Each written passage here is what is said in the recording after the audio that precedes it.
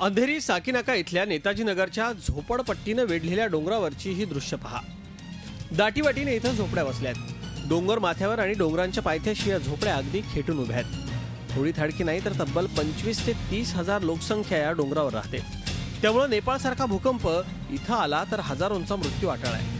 26 जुलै 2005 रोजी आज डोंगर इथं कोसळतं। इथे कमीत कमी त्यावेळेला 74 लोक इथं मातीखाली गाडले गेलेले होते आणि हीच धोका समजून जर प्रशासनाने जर याच्यात लक्ष घातलं तर नवीन काय काय इकडे झोपड्या तयार होतात आहे, वरती झोपड्या तयार होत्या, यांच्यावर जर अंकुश ठेवला आणि वेळीतच ह्या लोकांना यातून जर हटवलं तर ही दुर्घटना होण्याची संभावना जी आहे ते कमी होण्याची शक्यता आहे। नेताजी नगर इथं 26 जुलै 2005 ला दरड कोसळली होती।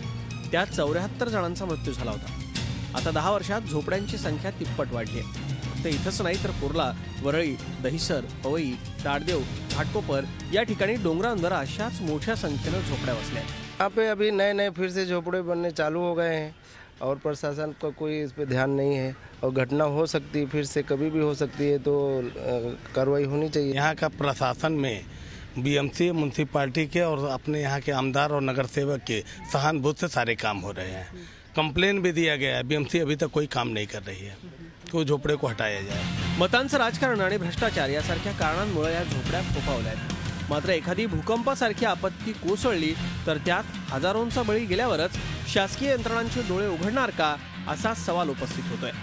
जर भूकंपासारखी परिस्थिती जर इथे उद्भवली तर मोठं नुकसान होऊ शकतो, हजार लोकांचा बळी जाऊ शकतो, अशा पद्धतीची भूमिका किंवा माहिती देताना इथले लोक आपल्याला पाहायला मिळतात आहे। त्यामुळे वेळीच प्रशासनाने या संदर्भात पावलं उचलावी अशी देखील मागणी हे सगळे स्थानिक रहिवासी करतात आहे।